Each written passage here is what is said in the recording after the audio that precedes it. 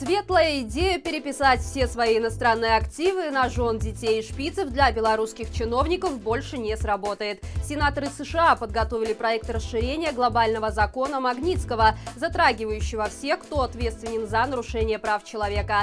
Согласно этим изменениям, меры воздействия будут затрагивать не только самих организаторов и спонсоров преступлений, но и членов их семей. Более того, во вносимых поправках запланировано снижение требований для признания коррупционных злоупотреблений. Это плохие новости для членов хоккейной команды президента, ведь когда изменения вступят в силу, они едва ли смогут продолжить свой карьерный рост где-либо, кроме Беларуси. В случае вступления поправок в силу пострадавшие смогут инициировать санкции в отношении подельников Лукашенко, даже не имея официального статуса жертвы преступления. Напомним, что закон Магнитского был принят в США в 2012 году, спустя 3 года после смерти российского аудитора Сергея Магнитского в тюрьме «Матросская тишина». Обстоятельства гибели мужчины стали поводом к введению международных санкций в отношении лиц, ответственных за нарушение прав человека в России.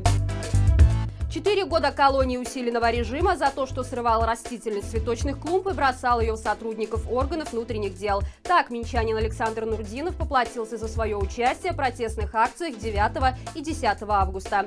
Парня обвинили во всех смертных грехах: и в блокировке дорог, и в участии в массовых беспорядках, и в возведении баррикад. В общем, был бы человек, а статья найдется. Кроме того, Нурдинова обвинили в том, что якобы из-за его действий в столице были заблокированы десятки маршрутов. Теперь молодой человек обязан будет выплатить имущественный ущерб в казну Минсктранса в размере почти 28 тысяч рублей. Несмотря на отсутствие доказательств и то, что обвиняемый не признал своей вины, судья Ленинского района Минска Татьяна Шотик все равно вынесла неправосудный приговор. Важно отметить, что 28-летняя Шотик весьма задорно начала свою молодую карьеру судьи. За протестное лето и осень судила немало так называемых нарушителей статьи 23-34, среди которых, например, была и белорусская баскетболистка Елена Левченко. В сумме Татьяна Шотик вынесла по меньшей мере 818 суток.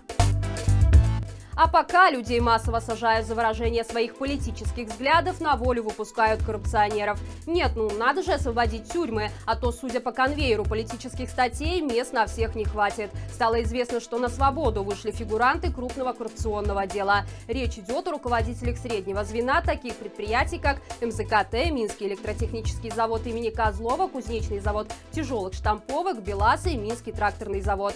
Так как обвиняемые сотрудничают со следствием, им была изменена мера пресечения заключения под стражу на залог. Причем задержаны коррупционеры были буквально на прошлой неделе. Против них заведено уголовное дело по факту получения крупных взяток от россиян. Что ж, о государстве лучше судить по тому, как в нем судят.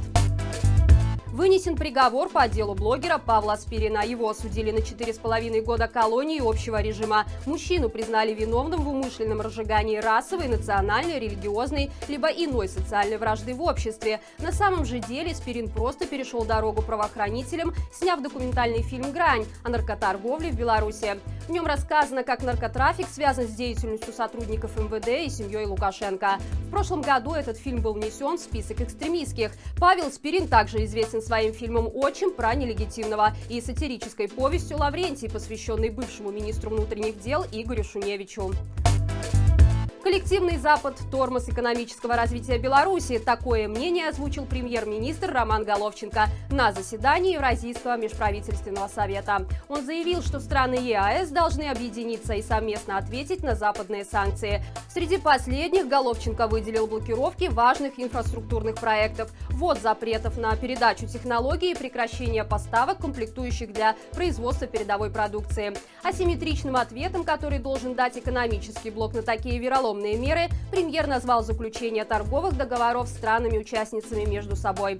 Что ж, кажется, теперь за помощью в разработке собственной Теслы правительству нелегитимного придется обращаться к передовым узбекским машиностроителям.